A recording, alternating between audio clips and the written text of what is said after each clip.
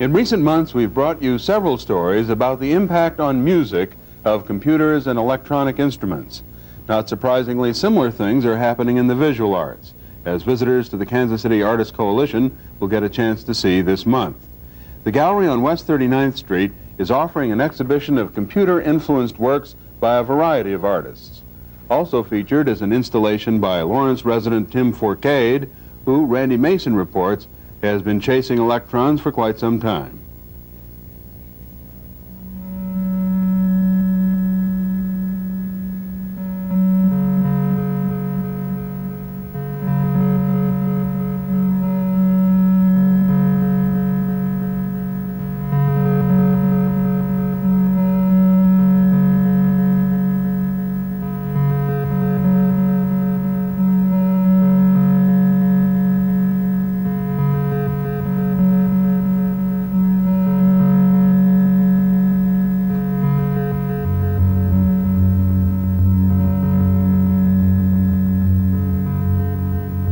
No, there's nothing wrong with your television set.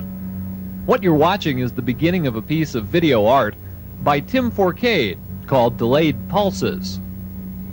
Like this later work of his, it's an example of how sound could be displayed as a visual image.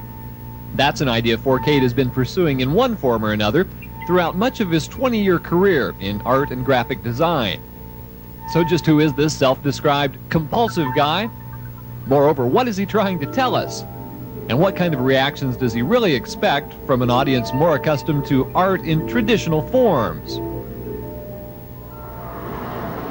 I like it when people react strongly one way or the other.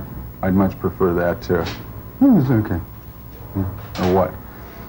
I think that a lot of it has to do with all this stuff, and people see this and wonder, what in the hell's he doing? I think the images themselves have some of that effect too, but I think the process is what seems to attract people, because that's what attracts me too. But Forcade says it's not essential to have an electronics background to appreciate some of his creations. He's not even sure why they work exactly the way they do sometimes. In fact, he has had no formal training in the area. Forcade's degree came in painting from the University of Kansas. But by the late 60s, he'd become more enamored with the possibilities of motors, lights, and wheels. It was while working on the circuitry for one of several light organs he built during that period that he made a discovery which was to change his entire perspective. I hooked the thing up to an oscilloscope and was watching it, and it wasn't operating properly at all. I hooked it up. I'm looking at this oscilloscope, and I notice a three-dimensional appearing, almost like an object. It was like a solid object. And I couldn't believe it. It was just amazing to me. And it was a complete fluke. Regardless of the beauty in those objects, Forcade says one of his first reactions was fear. He wondered what his role in this would be, what decisions were left to him as an artist. So he put it all away for a year or so, only gradually working his way back into the magic of the cathode ray and color wheel. It's been by no means a speedy process. In fact, experimental sums it up pretty well, especially compared to the commercial photography and design work, which has paid the rent over the years. I think we need to try to find that a little more. I made this stuff for me. I made it as it's really a compulsive act. In a sense, I watch each of these pieces build. It's as though the artwork or the imagery actually is, it's constructed. The sculpture or the piece itself is built in front of you, rather than coming in at the end and seeing the piece. How about the music-making aspect of this? That's not really something you went into it with a whole lot of training, was it? Not really. Beyond the typical childhood experiences with saxophone and clarinet, that sort of thing. I'm interested in the notion of dropping BBs on a tin plate as being an act of making music. It's not a particularly new idea, but those sorts of things interest me a lot more. They seem to be every bit as valid as dragging a bow across a rosin string or blowing air across a reed which vibrates.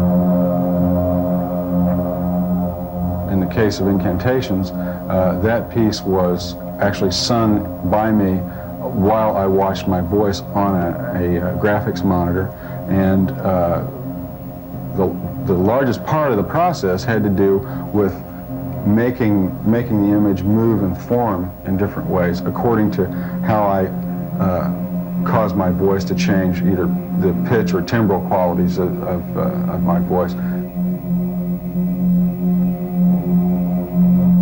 It is Incantations, which will be on display at the Kansas City Artists Coalition this month.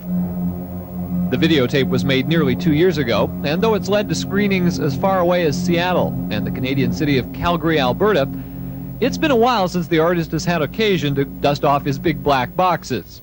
I think the piece works best as an installation. I like people being able to walk up, see what's going on, see motors and wheels turning and an oscilloscope inside, that sort of thing. I like the fact that it's a three-dimensional thing that you can walk around, and the audio works a lot better in an ambient situation like that than being kind of jammed into a television set or jammed into a monitor.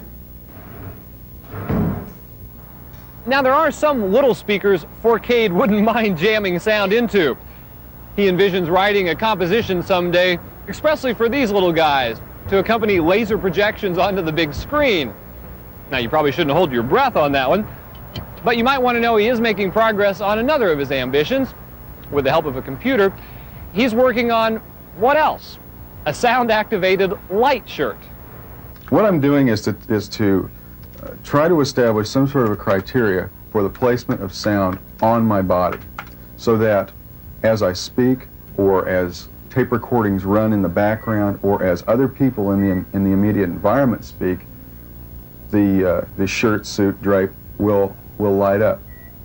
I'll be able to position and move the light about my body by changing the frequency of my voice, for instance, and the brightness by the volume level of my voice. Much of the circuitry is already in existence, but Forcade estimates it will still cost several $1,000s to bring the shirt to completion.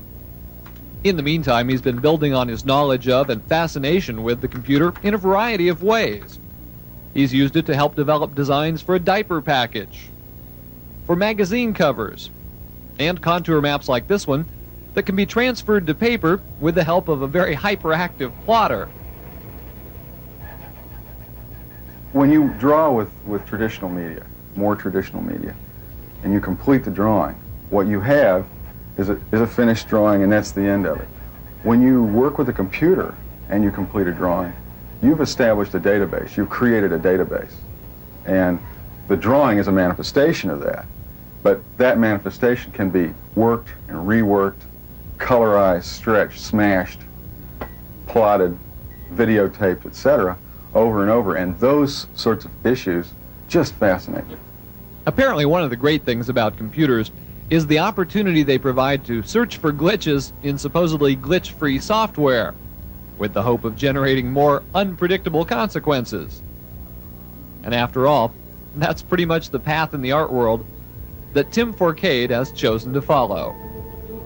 Well, I'm still pretty floored that people will come and look at this. And, you know, I have this exhibition in Kansas City going up, and then I have another in September in Chicago.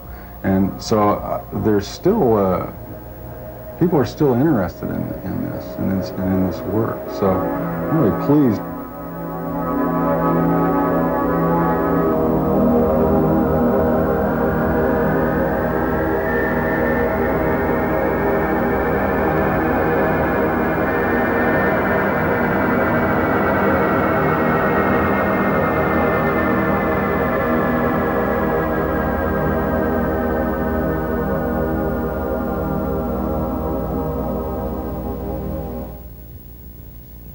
The exhibition at the Artists Coalition will run through April 27th.